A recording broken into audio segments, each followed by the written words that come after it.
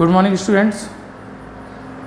अभी तक अपन ने जो डायमेंशंस के एप्लीकेशंस हैं उसमें फर्स्ट एप्लीकेशन क्या था कि एक यूनिट सिस्टम से दूसरे यूनिट सिस्टम में जो फिजिकल क्वांटिटी है उनका कन्वर्जन।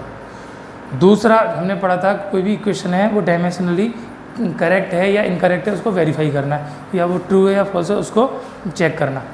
आज अपन इसका थर्ड एप्लीकेशन है वो करने वाले हैं। देखिए ध्यान देंगे, थर्ड एप्लीकेशन क्या है।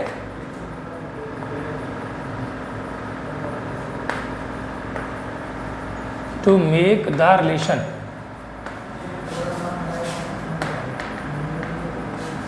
between different physical quantities।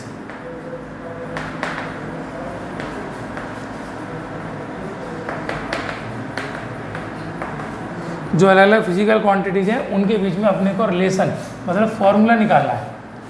कैसे निकालना है फॉर्मूला? तो अब तक हम करते आए हैं, फॉर्मूले को हमने चेक किया था, अब हमको फॉर्मूले को डेराइव करना है। कैसे फॉर्मूला अपन कैलकुलेट कर सकते हैं? चलिए, न्यूमेरिकल्स हैं तो उसको एग्जाम्पल से समझेंगे तभी समझ में बैठेंगे। तो क्या होता है, जैसे अपन एक एग्जाम्पल स्टडी करते हैं, तो फॉर एग्जाम्पल जैसे अपन पिछला जो एप्लीकेशन किया था उसमें इक्वेशन को चेक किया था, तो उसमें एक इक्वेशन अपन ने निकाला था सेंट्रीपेटल फोर्स। तो कोई भी पार्टिकल सर्कुलर पाथ पर ट्रैवल करता है तो उसका मास m, वेलोसिटी v और radius of the circular path r, ये तीन क्वांटिटीज़ हैं। उसकी वजह से उस पर एक फोर्स एज्यूम होता है। The direction of force is always toward the centre of the circular path. तो सर्किल का जो सेंटर है उसकी तरफ एक फोर्स लगता है जिसको अपन बोलते हैं सेंट्रीपेटल फोर्स। उसका रिलेशन जो होता है, फोर्स की वैल्यू डिपेंड करती है किस किस पर? पार्टिकल के मास m पर, उसकी वेलोसिटी v पर, और जो पाथ है उसकी रेडियस r पर। कैसे करती है वो अपने को निकालना है। तो अपन कर सकते हैं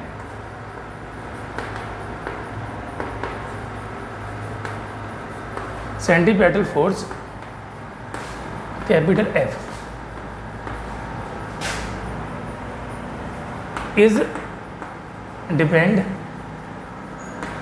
ऑन द, किस किस पे डिपेंड करता है? मास ऑफ द पार्टिकल। कितना है? m।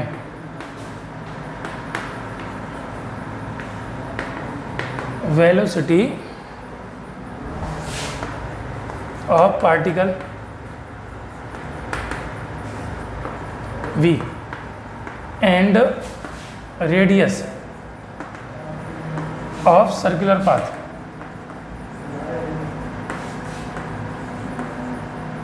r। तीन चीज़ हैं, मास of the particle m, velocity of the particle v and radius of the circular path r। इस पर क्या करता है? डिपेंड करता है कौन? Centripetal force. एज्यूम क्या इस्टेब्लिश करना, सॉरी रिलेशन इस्टेब्लिश करना है। Establish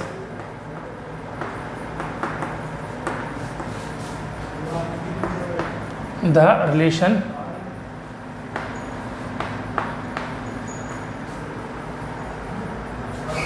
in these quantities।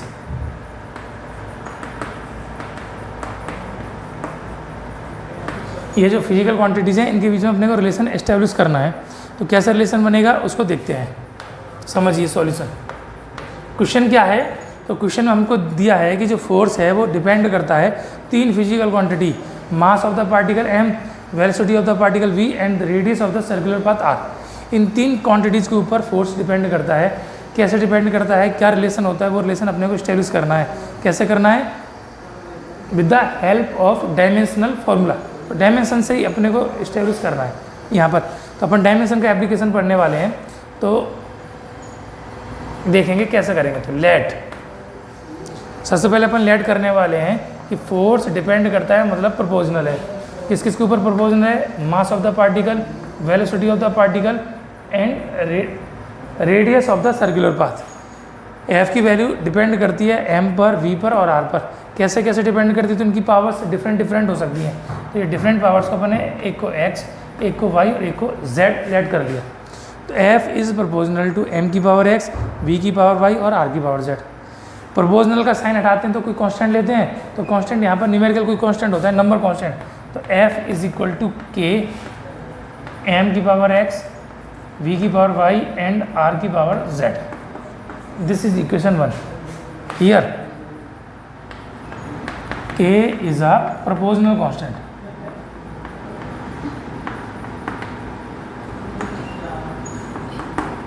ये क्या है? एक प्रोपोर्शनल कांस्टेंट है।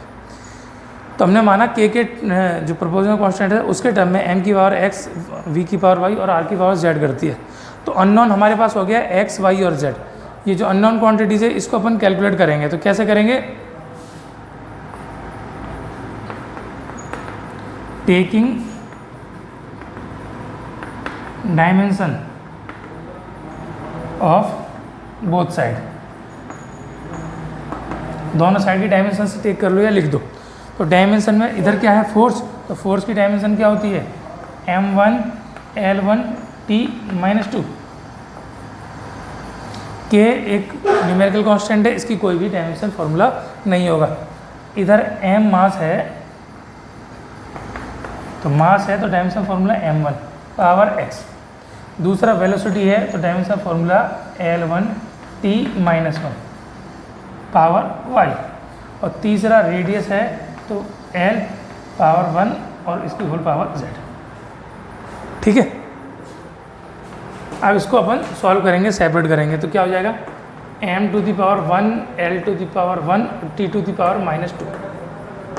ये तो लेफ्ट हैंड साइड में हो गया। इसको ब्रैकेट ओपन किया तो m 1 की पावर x है तो होल पावर x है तो m की पावर x हो जाएगी।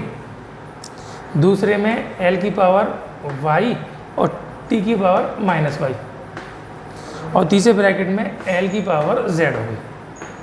ठीक है, m1 की पावर x तो m की पावर x, L1 T1 की T-1 की पावर y तो L की पावर y और T की पावर -y, ऐसी L की पावर z। ब्रैकेट में एक में सेपरेट करेंगे तो क्या बनेगा हमारे पास? m1 L1 T -2, ये तो एज इट रहेगा। अब राइट हैंड साइड का पोर्शन लिखेंगे। m अकेला है तो m की पावर x, l यहाँ पर दो टर्म है तो l की पावर्स मल्टीप्लाई में ऐड होती हैं तो y प्लस z, और तीसरा t की पावर -y। ठीक है, इधर m की पावर 1 l की पावर 1 t की पावर -2, इधर m की पावर x l की पावर y प्लस z और t की पावर -y। अगर ये कोई जो इक्वेशन आपने लिखा है इक्वल है, इक्वल कब होगा? जब दोनों साइड की जो पावर्स हैं वो भी कैसे होंगी? इक्वल होंगी। तो on comparing powers of both sides, दोनों साइड की जो पावर्स है उसको अपन कंपेयर कर लेते हैं। तो देखेंगे इधर है m की पावर x, इधर है m की पावर 1, इट मीन्स x की पावर क्या हो गई? 1। m की पावर x, m की पावर 1 कंपेयर किया तो x is equal to 1। Is that clear? तो x जो अननोन क्वांटिटी थी वो अपन ने कैलकुलेट कर ली। दूसरा टर्म है क्या है? l की पावर y प्लस z, तो y plus z is equal to, इधर l की पावर कितनी है? इधर l की पावर 1 है तो ये भी क्या हो जाएगा? Is equal to 1। तो ये रिलेशन आ गया, इक्वेशन आ गया। यहाँ तो सीधा सीधा रिजल्ट आ गया था। अभी तीसरा देखते हैं तो t की पावर -y और t की पावर -2, तो -y is equal to -2, it means y equal to 2 हो गया। x और y इन दोनों की वैल्यू अपन ने निकाल ली। यहाँ पर y प्लस z का रिलेशन है तो y की वैल्यू हम यहाँ पर प्लेस कर दें तो z आ जाएगा। तो कितना हो जाएगा?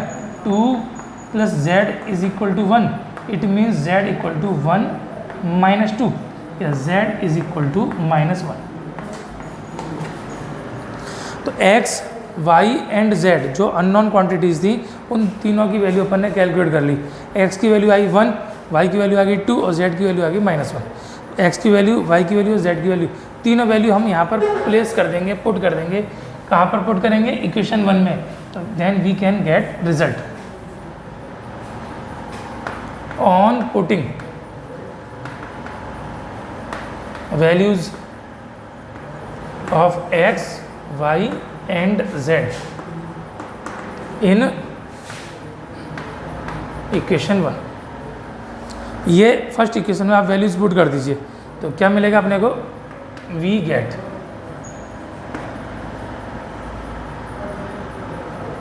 F is equal to k, m की पावर x थी तो m की पावर x की जगह हम क्या पुट कर देंगे 1, v की पावर y थी, y की जगह हम पुट क्या कर देंगे 2, और तीसरा क्या था r की पावर z थी, z की जगह कितना हो गया -1।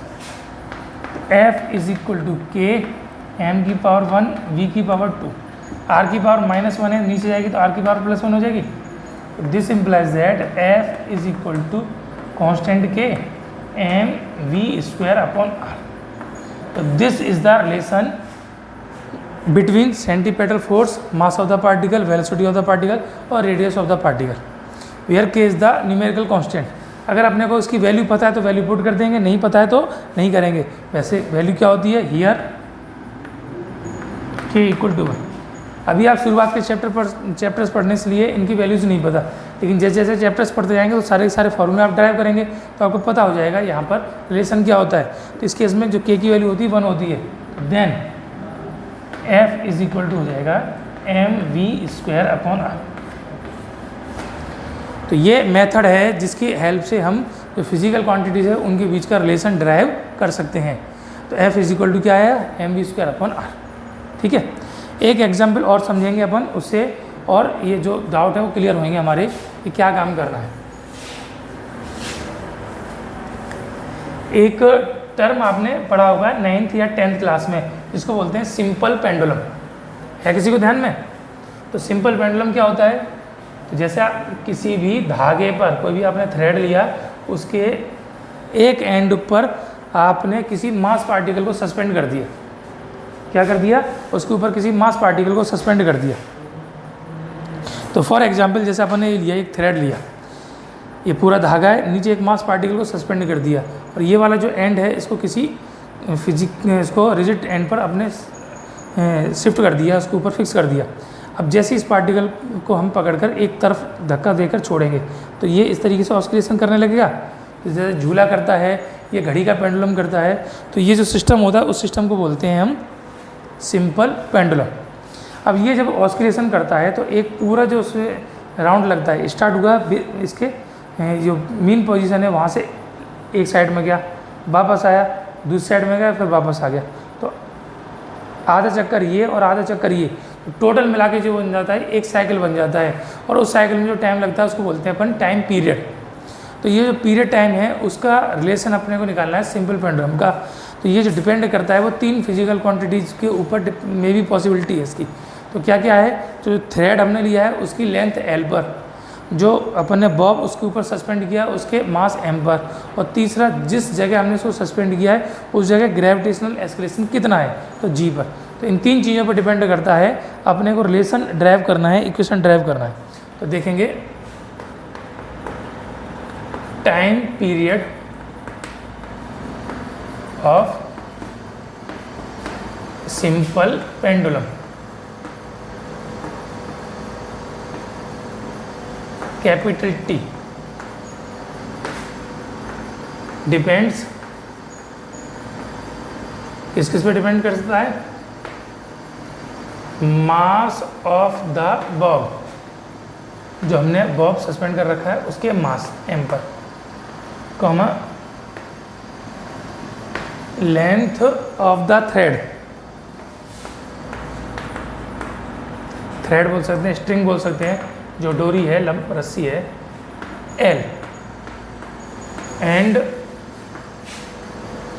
Gravitational escalation G। इन 3 चीज़ों पर डिपेंड है, मास m पर, लेंथ L पर, and gravitational escalation G। Establish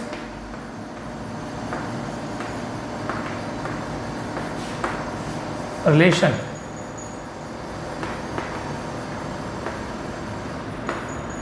between these quantities.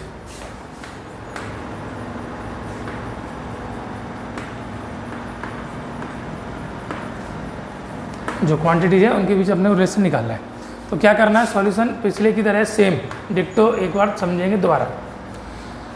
Late, सबसे पहले अपने को लेट करना है। क्या लेट करना है? टाइम डिपेंड करता है, मतलब प्रोपोर्शनल है, डायरेक्टली प्रोपोर्शनल। किस किस के ऊपर है? मास m, लेंथ l और gravitational acceleration g। The powers of these are x y and z. Constant लेंगे तो t is equal to k m की पावर x हो गई, l की पावर y हो गई और g की पावर z हो गई। Equation 1 here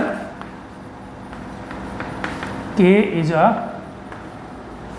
constant. उसके बाद क्या काम करना है, दोनों साइड में अपने को डायमेंशन से लिखनी है।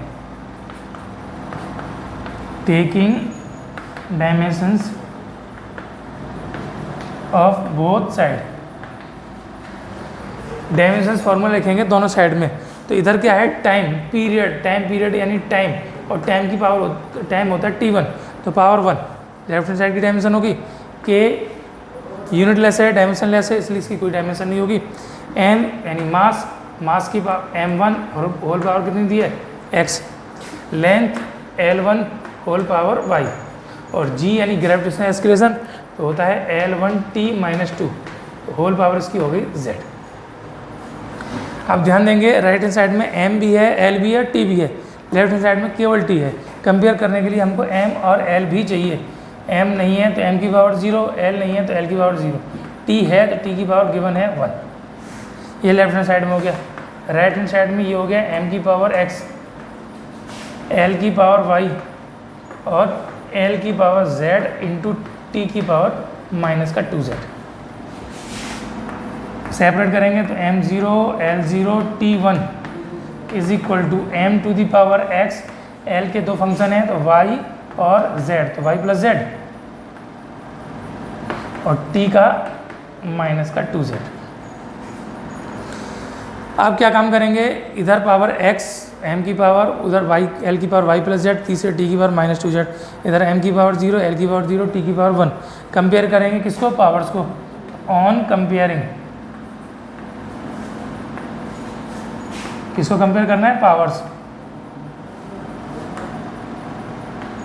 Of both side. दोनों साइड की पावर कंपेयर कीजिए तो ध्यान देंगे m की पावर x है और इधर m की पावर 0, तो x की वैल्यू कितनी आ गई, m की पावर 0, m की पावर 0, इधर m की पावर x। कंपेयर किया then we can say x is equal to 1। दूसरा देखेंगे l की पावर कितनी है, y प्लस z, इधर है 0, तो here y plus z equal to 0, एक रिलेशन आ गया। तीसरा देखेंगे t की पावर -2z है, t की पावर 1 है, तो -2z is equal to 1। It means z is equal to कितना हो जाएगा, -1/2। x की वैल्यू आ गई हमारे पास और z की वैल्यू होगी। अब ये z की वैल्यू यहाँ पर प्लेस कर देंगे तो y माइनस z की value half equal to 0, it means y equal to plus half हो जाएगा। तो x की वैल्यू, y की वैल्यू और z की वैल्यू, एक की 0 आ गई, एक की प्लस हाफ आ गई, एक की माइनस हाफ आ गई। ये तीनों की तीनों वैल्यू हम कहाँ पर पुट कर सकते हैं, इन इक्वेशन 1। ये इक्वेशन 1 ही हमने लेट किया है, रिजल्ट जो हमारा है इक्वेशन 1 है उसमें वैल्यू प्लेस कर देंगे तो हमको इसका रिलेशन मिल जाएगा। On putting values of x, y and z in equation 1 put कर दीजिए। क्या था, t is equal to constant k, पहला m पावर x, l की पावर y और g की पावर z, ये था। तो क्या मिलेगा, तो t is equal to k, तो ऐसा ही है m की पावर 0, l की पावर y और y की वैल्यू आई है हाफ और g की पावर z तो -half. t is equal to k, किसी की पावर अगर 0 होती है तो उसकी वैल्यू होती है 1, l की पावर हाफ और g की पावर -हाफ है तो नीचे जाएगा तो प्लस हाफ हो जाएगा। तो t is equal to k बचा, k मल्टीप्लाई 1 करेंगे तो 1, और ये l और g दोनों की पावर हाफ है तो इसको होल पावर हाफ लगा सकते हैं। पावर जो हाफ होती है उसका मतलब होता है स्क्वायर रूट, तो k√l/g। तो दिस इज द रिलेशन, किसका रिलेशन है, time period of the simple pendulum in the term of length of the thread या length of the string, gravitational acceleration and mass. Mass के ऊपर कोई dependency नहीं है तो मास वाला टर्म हमारे यहाँ पर लैप्स हो जाएगा, तो क्या हो जाएगा, k√l/g। तो इस तरीके से हम रिलेशन निकाल सकते हैं। k अननोन है, आपको वैल्यू नहीं पता, पता है तो हम जानते हैं, आपने पढ़ा होगा तो k की वैल्यू 2 पाई होती है, तो रिजल्ट हो जाता है 2 पाई अंडर एल अपॉन जी। पता है तो लगाओ, नहीं पता है तो आप यहाँ तक ही रहने देंगे, यहाँ तक का आपका सफिशिएंट आंसर है। के की वैल्यू मैथमेटिकली जब हम जानते हैं तो क्या हो जाती है, 2 पाई हो जाती है। तो t is equal to 2 pi root l upon g. This is the formula of the time period of the simple pendulum. ठीक है, चलिए ये आपके तीनों तरीके के जो एप्लीकेशंस थे डायमेंशन एनालिसिस के, उसको अपन ने यहाँ पर सॉल्व किया है, समझा है। पूरा का पूरा ये न्यूमेरिकल केस है, तो न्यूमेरिकल से ही हमको समझ में आएगा। तो पहले के आपको क्वेश्चंस भेज दिए थे, दूसरे और के आपको इनके साथ भेज दिए जाएंगे, तीसरा मेथड है उसके भी आपको न्यूमेरिकल्स इसके साथ भेज दिए जाएंगे। तो ये आपको काम करना है, इनको सॉल्व करना है, इनका सॉल्यूशन आपको सेंड कर दिया जाएगा, उसको देखना है। और कोई क्वेश्चन आपको नहीं आता है तो आप पूछिए, कर लेते हैं तो उसको सॉल्व करके रिप्लाई कीजिए। आप रिप्लाई करेंगे तभी पता चलेगा कि आप वाकई में कर रहे हैं या नहीं कर रहे हैं। कोई गलती होगी तो गलती आपको बताई जाएगी, आप यहाँ पर गलत कर रहे हैं।